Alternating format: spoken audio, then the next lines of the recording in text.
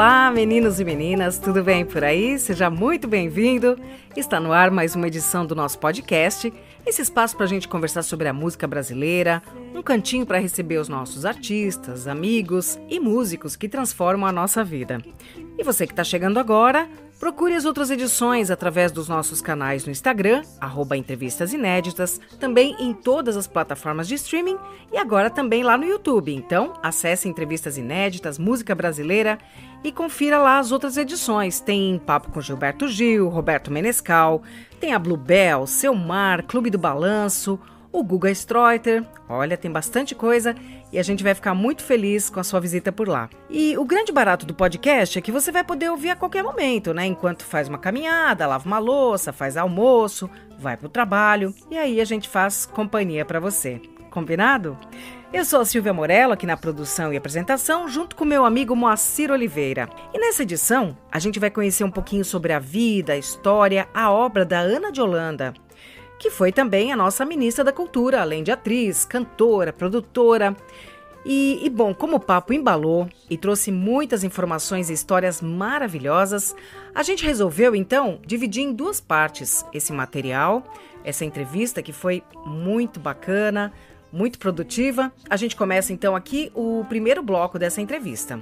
Mas antes, tem o quadro Bota na Playlist, sempre com uma dica de filme, de série, de músicas, livros, novidades, enfim, que merecem a nossa atenção. E eu tenho recentemente mergulhado em documentários de música.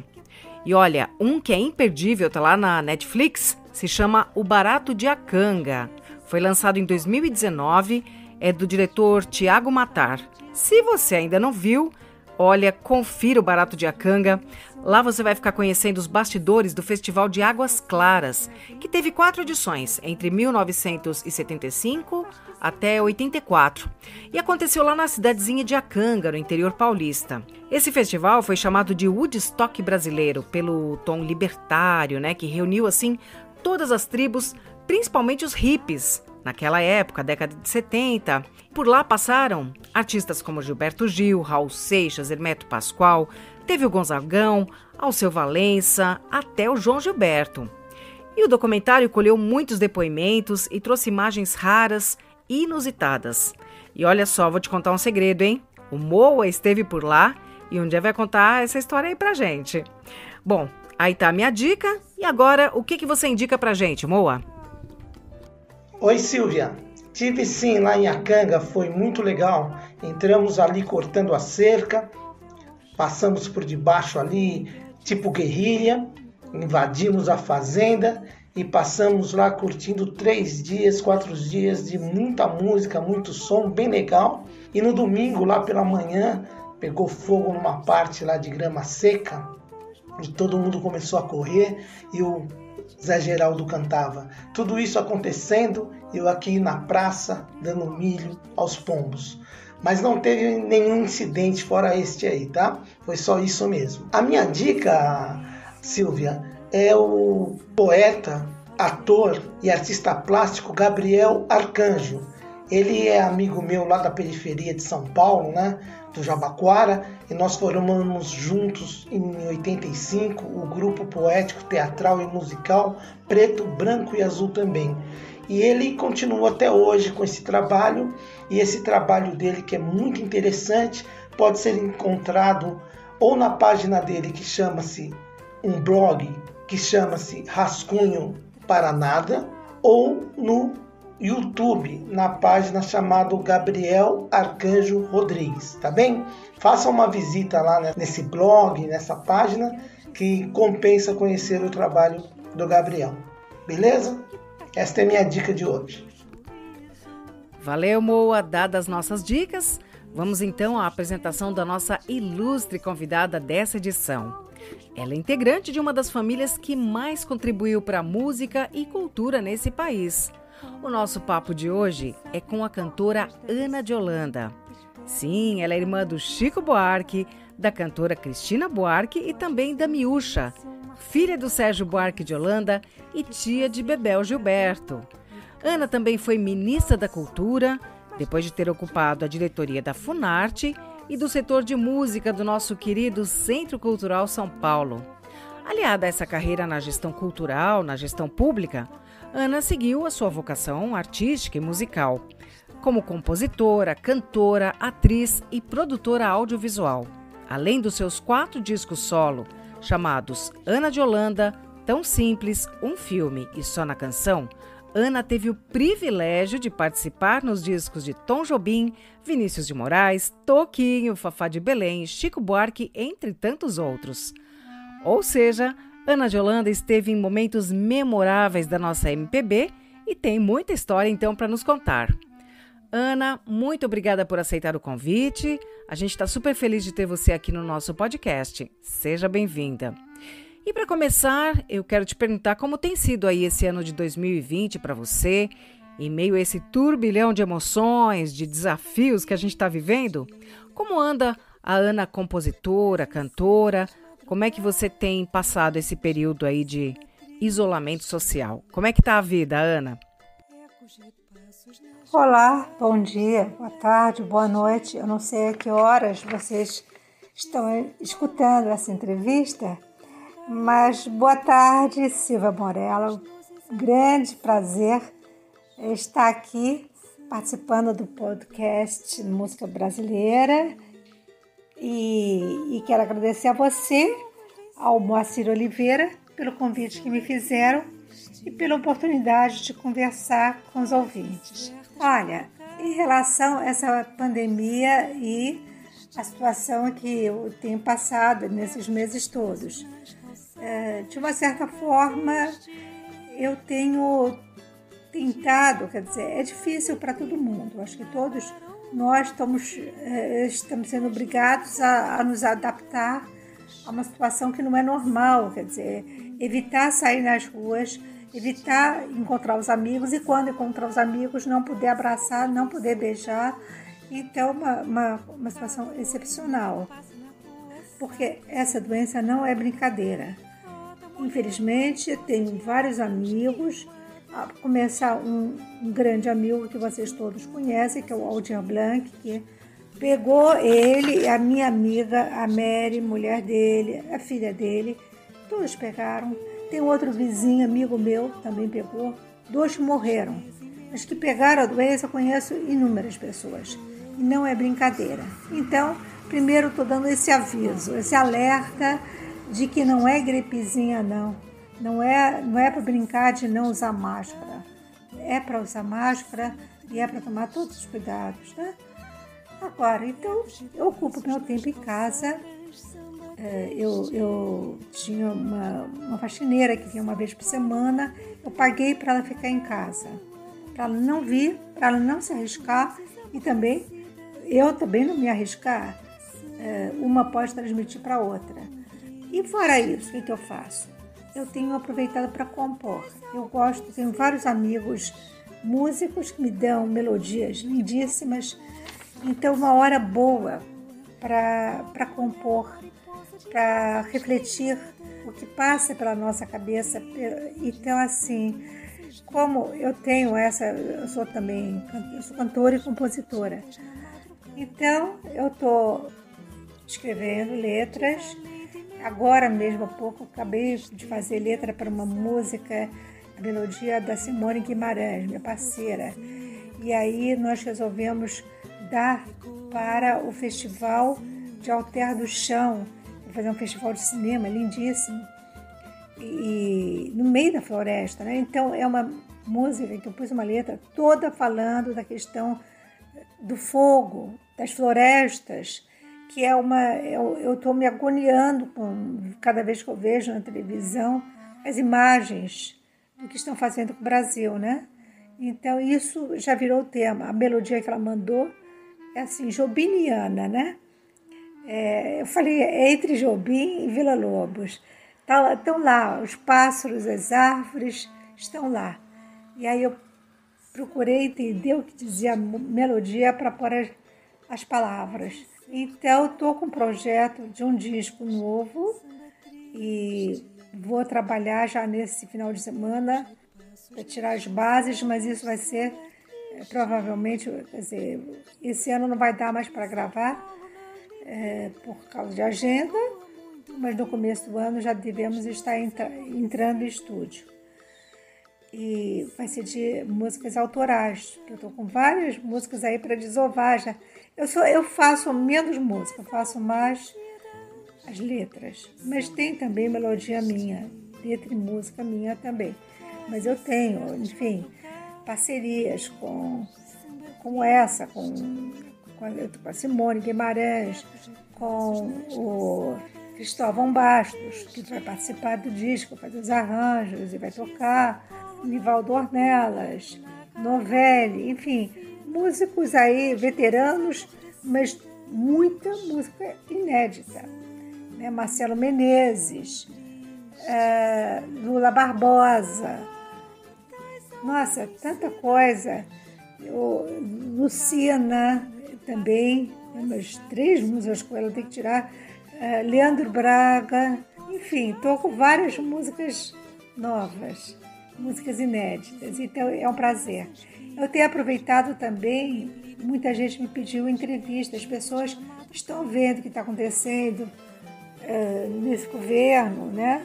Essa tragédia com a cultura, e estão pedindo muita entrevista, porque aí é muito a meu conhecimento do Brasil e do mundo da cultura, porque com minha experiência como ministra, quer dizer, eu conheço tudo, né, dessas áreas da gestão cultural e principalmente do governo federal, que é o que está fazendo uma política mais trágica de todas.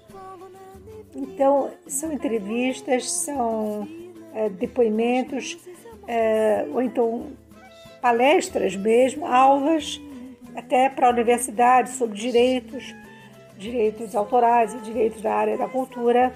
Eu tenho participado, tenho já mais de 2 de universidade, na FGV. Depois eu tive uma reunião com a OAB de Santos e vou ter também com a Faculdade de Direito da PUC de São Paulo. Enfim, em vários níveis eu estou dando entrevista, estou dando aula, estou dando palestras e tenho sido muito requisitada. Então, aqui é mais uma oportunidade de falar, e eu falo com prazer sobre cultura. Então é isso, minha vida é em casa, cuidando de casa, moro sozinha, então não tenho muito trabalho, mas eu cozinho, lavo, eu faço faxina, eu faço tudo e me cuido. É um prazer, então, falar com vocês sobre essas necessidades que a gente pode fazer, cuidar sem ser um sacrifício. Eu ponho uma música para rodar e faço uma faxina numa boa. Eu descobri que não é tão difícil fazer uma faxina. Cansa um pouquinho, mas você pode... Esse dia vai ser bom, porque eu não engordo. Eu tenho andado também, às vezes eu vou para a orla e ando na orla, afastado das pessoas, mas eu vou ter que fazer um pouco de exercício e pegar um pouco de sol. Mesmo de máscara, eu pego na testa. Então, eu estou aproveitando. Então, o dia da faxina é o dia que eu não preciso fazer exercício. Senão eu vou ficar um bonde, né, de tão gorda, porque comer e sentar no sofá é que não dá. Então é isso. Ana, obrigado pela sua participação aqui no nosso programa. A primeira pergunta que eu quero te fazer é sobre a criação musical. Você é uma excelente letrista e compõe com músicos também rigorosos, né? Nivaldo Ornelas, Jades Macalé, Novelli. Tem aí, nessas composições, eu vejo um rigor. Na parte de letras, o fato de você vir de uma família que a palavra é algo muito importante, algo bem trabalhado e exposto na mídia, né? Como é a obra do seu pai, como é a obra do Chico Buarque, são pessoas que escrevem. Isso influencia muito na hora de você escrever. Além deles, também você conviveu com Vinícius de Moraes, com grandes escritores e letristas também. Isso pesa na hora de você fazer a sua composição? Ou você senta, relaxa, faz o seu trabalho e não pensa nessas coisas? Oi, Marcia. Realmente eu fui criada no meio de livros. Minha referência era livros e cultura de todas as formas também, né? Cada convivência, como já falei no início, na infância e tal, com artistas lá em casa, com escritores, poetas, e esse mundo cultural também foi muito, e mundo acadêmico também. Papai era professor da USP também. Foi antes de entrar para a sociologia e depois para a história, solteiro, ele foi jornalista e foi crítico literário. Ulisses parece que foi a primeira pessoa no Brasil que conseguiu receber o livro e ler Ulisses. Então ele tinha, assim, uma paixão pela literatura muito grande, muito grande. Então, assim, o prazer que ele tinha, eu me lembro em casa, meu pai e minha mãe, eu era criança e eu me lembro, assim, cada 2 anos eu fui crescendo, ele tinha um assunto que voltava sempre à tona.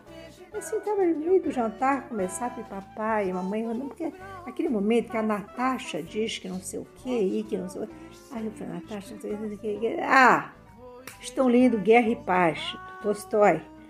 Então, a cada 2 anos, um pegava um volume e ficavam discutindo, porque eles reliam e observavam aspectos que numa leitura anterior, você reparou que naquele momento, eu acho que a intenção dela já era aquilo, a intenção dele naquele momento era isso, aquele momento da guerra, naquela descrição da guerra, enfim, como isso era feito com prazer, como a literatura era natural na nossa vida, como a palavra, como a história, tudo isso era natural na minha vida. Depois começou a ficar comum. Bom, já estão lendo de novo Guerra e Paz. Depois, literatura brasileira foi assim uma paixão, um prazer. Quando o papai começou a falar do Grande Sertão Veredas, que era a grande paixão dele, eu comecei a ler. Foi assim, ele entrava no meu quarto para saber que pedaço que eu estava, até o momento que ele falou, você já descobriu que Diadorinha é Diadorinha? Aí eu quase joguei o livro na cabeça dele, porque ele não podia ter me contado. Ele não podia me contar essa história que agora eu já estou contando para quem não leu, já está sabendo. Enfim, é inegável que mesmo não querendo, eu tenho essa influência, eu e meus irmãos todos, a gente tem esse peso da palavra, de escrever bem, de escrever direito, quer dizer, tanto que eu faço pouca música, eu não tenho muito domínio da música, eu não tenho, eu canto, eu sei reconhecer, arranjo, acorde, toco, me arranho, um teclado, tal. Violão eu tenho em casa, mas é mais para os amigos. Agora, eu tenho musicalidade do ouvido, eu sei compor, mas o que eu gosto mesmo de fazer é ouvir a música e descobrir qual é o sentimento da música, para descobrir as palavras que vão caber naquela música. Porque ela vai num agudo lá para cima, depois desce, vai lá para baixo. A música às vezes parece ter uma angústia, ter um desespero. Quer dizer, o agudo para mim é quase um grito. Pode ser uma alegria, ou pode ser um grito, pode ser um desespero. Porque é tão grave? O que está acontecendo de tão grave? Eu tenho que tentar traduzir em palavras essa melodia, que às vezes é tão leve, tão alegre, às vezes me dá vontade de dançar, a música me deixa no estado, me deixa flanando, assim. E outros momentos, tem músicas que me fizeram chorar, porque eu comecei a descobrir qual era a letra que estava atrás dela. E a letra era muito triste, porque a música era de uma tristeza absoluta. Essa com Novelli, por exemplo. Com Novelli fiz uma que era de uma tristeza que aí que eu começo a visualizar também. Eu primeiro começo a atender, eu ouço, até começar a me ver o sentimento, as imagens. Aí começo a fazer um filme dessas imagens. Como que é a pessoa com esse sentimento, como ela se sente, como ela fica. E aí eu vou tentando traduzir em palavras esse sentimento, esse cenário, tudo isso eu tento traduzir em palavras. Então, já cheguei a chorar por causa de música que eu mesma estava fazendo. Não foi uma. Tem outras que eu tive, algumas têm referências. Por exemplo, na casa que eu morei, em São Paulo, eu cresci, e foi a vida inteira, até o fim da vida do meu pai. Foi lá, ele morreu, e a casa, na Rua Buri, em Pacaembu. Então eu fiz uma música com Novelli também, que fala da lembrança da Buri, da velha Buri. O Buri vem de Buritizal, Palmeira, e algumas dão uma florzinha até da Buri, da minha velha Buri e tal. E aí é um pouco essa coisa da natureza, aquela casa de jardim grande, árvores antigas e tal. Então, acho que, como você perguntou, a literatura tem influência, sim. Eu acho que eu nasci nesse meio, a palavra sempre foi muito importante para mim, foi, e acredito que para os meus irmãos também. A palavra escrita, a palavra falada, mas principalmente quando você põe no papel. E eu não sou poeta, não. Se me der uma folha em branco, eu não sei fazer nada. Eu sei quando tem a melodia, seja Novelli, seja Elvis Vilela, seja Cristóvão Bastos, seja, enfim, tantos músicos maravilhosos, Nivaldo, Pacalé, tantos que fizeram melodias belíssimas, que me motivaram até encontrar essa letra. Foi um trabalho que eu só consegui porque a melodia estava me dando o caminho. Que se não tivesse a melodia me abrindo o caminho, me dando o sentimento veio da música, da melodia. Não nasceu do papel em branco. O papel em branco me seca a mente. Ana, eu assisti recentemente a cinebiografia do Vinícius de Moraes. E a gente fica assim encantada, né, com aquele momento musical no Brasil. Principalmente no Rio, aquelas festas, né? Tantos talentos reunidos, é realmente um momento muito especial. E você também participou dessa fase tão efervescente. E eu queria saber quais são as suas lembranças dessa convivência com Vinícius, com todo esse pessoal. Que histórias você poderia contar pra gente? Silvia, olha, o Vinícius, ele era um grande amigo dos meus pais. Aliás, ele era amigo do meu pai desde o tempo, do meu pai e da minha mãe, desde o tempo que ele era solteiro. E meus pais tinham, acho que só tinham uma filha mais velha, miúcha, só ela era nascida, e o Vinícius começou a frequentar aquela casa. A mamãe sempre conta que o Vinícius ia, se encantava com o bebezinho e tal. Então, eu não me dei conta que Vinícius era Vinícius assim fácil, porque ele era um amigo do papai como tantos outros. E ele ia lá em casa, quando eu nasci em São Paulo. Meus pais moravam no Rio, os mais velhos nasceram no Rio, os 4 mais velhos. E depois a família se mudou para São Paulo e as 3 últimas nasceram aqui. Então, assim, Vinícius, ele ia lá em casa, como ia lá em casa tantos artistas plásticos, Flávio de Carvalho, intelectuais como Caio Prado, como, enfim, o mundo da USP todo ia. Papai tinha uma cabeça muito aberta para todas as áreas de conhecimento, assim, de cultura. Minha irmã foi casada com João Gilberto. Então, quando ela estava esperando a BPL, eles passavam um dia no hotel e à noite eles dormiam de dia, à noite acordavam e iam lá para casa. A gente estava de férias, quer dizer, eu era criança, e minhas irmãs, mas nas férias não tinha horário para dormir nem para acordar. E ainda tinha essa história de à noite ter João tocando violão e a gente cantando. Ele fazia a gente cantar. Era, para mim, uma inspiração, João Gilberto. Sempre foi ele que me ensinou como cantar, como dizer, como interpretar. Ele me deu todas as dicas. Só que muita gente ia lá para encontrar ele. Um dia eu fui dormir, acordei com parecia uma trovoada. E aí, quem é? Que barulho? Eu acordava que tinha gente em casa, a gente sempre ia ver quem era. Às vezes era Vinícius, às vezes Vinícius ia com a Laíde, com o Baden Powell. Então, quando Vinícius ia, a gente descia. Mamãe, que era muito rigorosa com o negócio de dormir cedo por causa de escola e tal, ela, quando via Vinícius, desce, pode descer.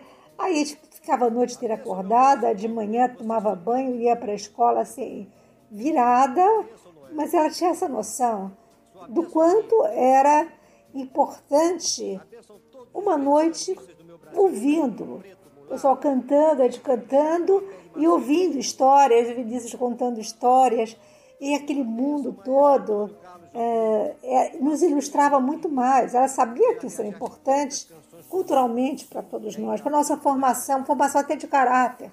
Porque o Vinícius era um modelo assim, de uma humanidade assim, fora do comum. Vamos dizer, do ponto de vista moral, minha mãe discordava muito, que ele era muito namoradeiro, casou várias vezes, mas isso aí não era o grave, não, isso era um problema dele. Mas como uma pessoa de princípios morais e princípios éticos, isso, todos os amigos do papai eram muito assim. Mas voltando à história da trovoada, como eu contei, a gente acordou com a trovoada, fomos ver o que era, quem é.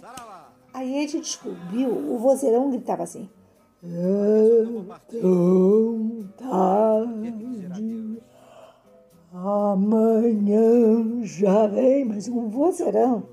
Era simplesmente Dorival Caymmi. Ele estava lá em casa, ele foi lá em casa para encontrar João. Aí ele e papai caíram um nos braços do outro. E o João Gilberto não apareceu aquela noite, mas mandou esse presente, mandou o Caymmi. Bom, descemos e foi a noite do Caymmi. Todas as músicas, a gente sabe de cor todas as músicas do Caymmi. Então, assim, de repente tem o Caymmi lá em casa. De repente, o João sempre, o Vinícius sempre. Mas isso foi naquelas férias. Agora, o outro grande amigo do papai era Paulo Vasolini, que eu tive o prazer de gravar. Eu gravei Boca da Noite e gravei Samba Triste. E ele era muito amigo do papai, a mulher dele amiga da mamãe, as filhas eram amigas das minhas irmãs. Não tinha tietagem. Lá em casa não era Natal, assim, mais festejada não era Natal, não era Réveillon, nem nada disso. Agora, tinha uma data que, mesmo a gente já adulto, cada um morando no Rio, outro em São Paulo, outro em Olinda, outra... Tinha um dia do ano que todo mundo tinha que ir para São Paulo, porque a gente morava numa casa muito grande, um jardim muito grande também, para caber um pai, uma mãe, 7 filhos e todos os amigos que viviam lá em casa. Aquela casa era um clube de gente entrando e gente saindo o dia inteiro, e mais as pessoas que se hospedavam lá em casa, a turma do Rio que ia, meus primos todos iam para lá, se hospedavam lá. Marcada, oficial, era aniversário do meu pai. Meu pai era muito festeiro. Teve festa, que a festa acontecia na sala, no jardim da frente, no jardim atrás, ia subindo um morro atrás. E lá em cima do morro tinha a turma do morro, a garotada, os estudantes, porque aí os convidados eram os amigos dos meus pais, mas os amigos de todos os irmãos. E papai adotava também os nossos amigos. Depois, assim, voltando à história de Vinícius, dessa turma, eu conheci o Tom. O Tom era meu ídolo total, até hoje. Eu passei a conviver muito, porque Nil já tinha voltado dos Estados Unidos, tinha separado do João, estava morando no Rio. Aí ela começou também a trabalhar, fiz discos com o Tom Jobim e fiz um show que era Vinícius, Tom, Miúcho e Toquinho. E aí eu participei do coral, tinha um coro. Aí quando eu ia para o Rio eu entrava no coro, até que resolveram me pôr no coro.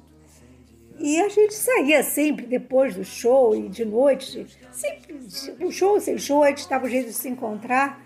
Tinha uma churrascaria lá perto, que adia muito. E o Tom era sempre no centro, muito engraçado também.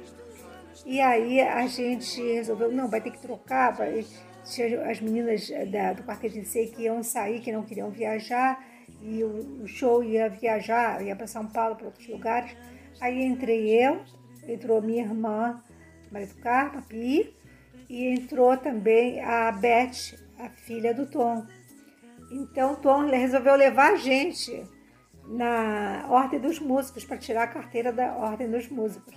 E foi muito engraçado, porque o Tom, ele saiu de lá, dessa churrascaria, era umas 4 da manhã, todo mundo para lá de Bagdá. E aí ele foi levar a gente e marcou às 9 horas nos buscar. Quer dizer, de mal ia dormir até chegar em casa, até dormir, até sossegar.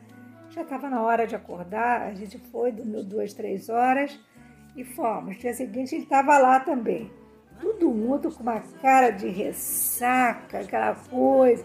O presidente da ordem soube que o Tom estava lá embaixo, avisaram, ele desceu e queria mostrar serviço, maestro. Então o maestro, e o Tom já estava arrependido de ter dado a carona para a gente. Ele resolveu ir para ver a gente fazer o exame. E eu dava a mão, achando que era uma coisa informal, como era tudo na nossa vida, era muito informal. Não tinha essa coisa de estrelismo que tem agora. O Tom Jobim andava na rua, na praia, reconhecido por um, por outro não, mas era uma figura conhecida do bairro, de Ipanema, né? E aí ele, de repente, claro que na Ordem dos Músicos ele era um grande maestro, Tom Antônio Carlos Jobim. Então ele foi, mas sim que foi uma confusão, porque ele não tinha ensaiado nada, ninguém tinha ensaiado nada, porque lá era uma esculhambação, a Ordem dos Músicos também, mas na frente do maestro, o presidente não ousou fazer o teste com a gente, pediu para o Tom para fazer, e o Tom falou assim, olha, eu não estou em condições. Aí ele falou, vamos cantar alguma coisa do show. Aí ninguém sabia, que a gente não tinha ainda ensaiado as letras, ele sabia os trechos que a gente fazia, mas a gente não tinha ainda entrado no coro. Cada uma errou mais do que a outra, porque não lembrava da música inteira, mas valeu. O Tom falou, elas são maravilhosas. Aí, claro, maestro, claro, se o Tom disse que foi aprovada, claro, 10 com louvor, pela palavra do maestro, eu e as duas. Nós fomos aprovadas, então é muito engraçado. Depois de sair de lá chorando de rir, porque nunca viu tanta esculhambação, até num teste que não existiu, a gente cantou qualquer coisa, cantou um pedaço de uma música, errou, cantou um pedaço, aí cantava lá, porque a gente sabia a melodia, mas não sabia a letra, estava num tom que às vezes não era o nosso tom, então lá foi. A Vinícius era aquela figura adorável. Ele queria saber as fofocas de todo mundo, da vida de todo mundo. Ele era muito divertido. E esse show no Canecão, eu me lembro que eu fiz 30 anos no palco. Estava lá, no coro, com as roupas, pareciam umas gregas, assim, uma roupa branca. Aí entra o administrador de lá, do Canecão, com um bolo enorme, com vela acesa, e todo mundo cantando parabéns, e Vinícius e o Tom no piano fazendo parabéns. Aí aquela coisa, então dá-lhe parabéns a você. Nossa, o aniversário mais lindo, né? No Canecão inteiro cantando parabéns, e era para mim. Meus 30 anos foi... Olha, eu convivi, eu conheci muitos músicos, vários irmãos moravam no Rio, minhas férias eram no Rio. Eu ficava na casa do meu irmão, pegava, ele tinha um Jeep, um bug, eu dirigia, eu ia para o Baixo Leblon, e lá todo mundo se encontrava, então era uma farra. Enfim, Realmente eram os anos dourados, viu? Naquele tempo não tinha problema de privacidade, porque as pessoas, quando eram amigas, era porque eram amigas, não porque era celebridade, porque não tinha esse conceito.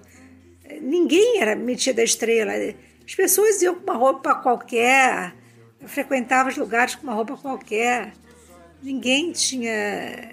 Enfim, foi um período muito bonito, foi um período muito bom. Você me fazia lembrar de Vinícius e toda essa companhia, que ele nunca andou sozinho, ele sempre andou com muitos amigos. E eu entrei na turma dos amigos também.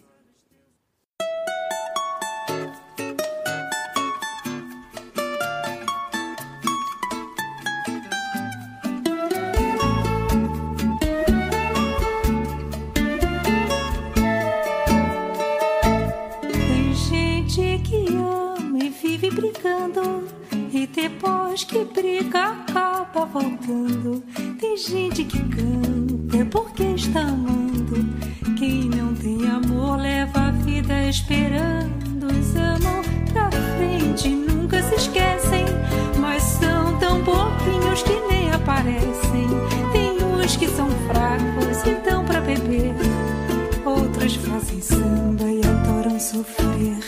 Tem apaixonado que faz serenata, tem amor de raça e amor vira-lata, amor com champanhe, amor com cachaça, amor nos iates, nos bancos de praça.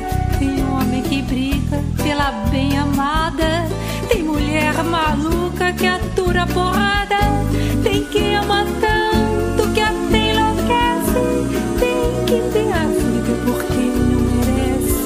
Amores à vista, amores a prazo, amor ciumento que só cria caso. Tem gente que jura que não volta mais, mas jura sabendo que não é capaz. Tem gente que escreve até poesia e rima saudade com hipocrisia. Tem assunto à beça pra gente falar, mas não interessa, o negócio é amar.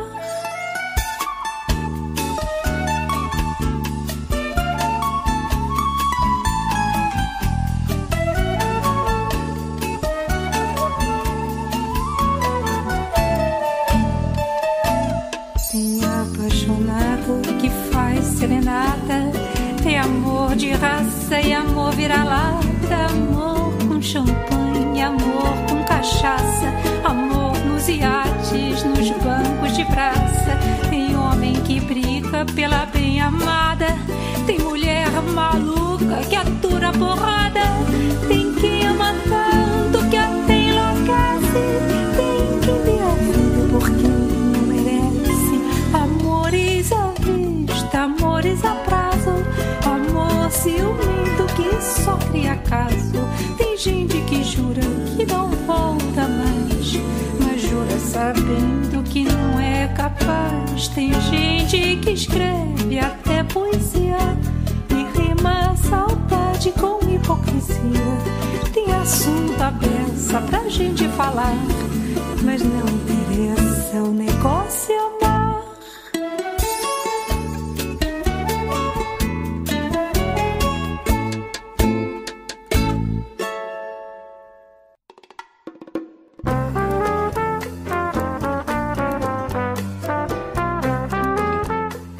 Encerrando essa primeira parte da entrevista com a Ana de Holanda, a gente ouviu na voz dela O Negócio é Amar, composição de Dolores Duran e Carlos Lira.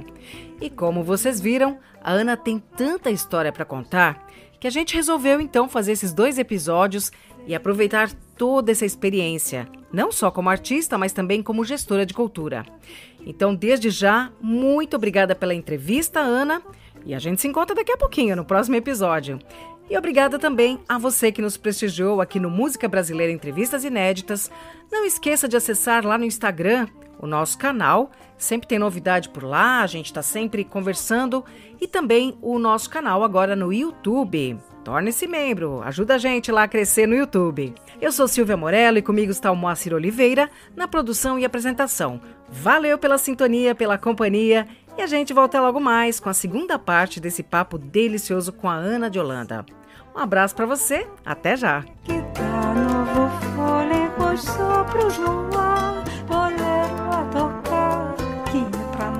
pares conquistar.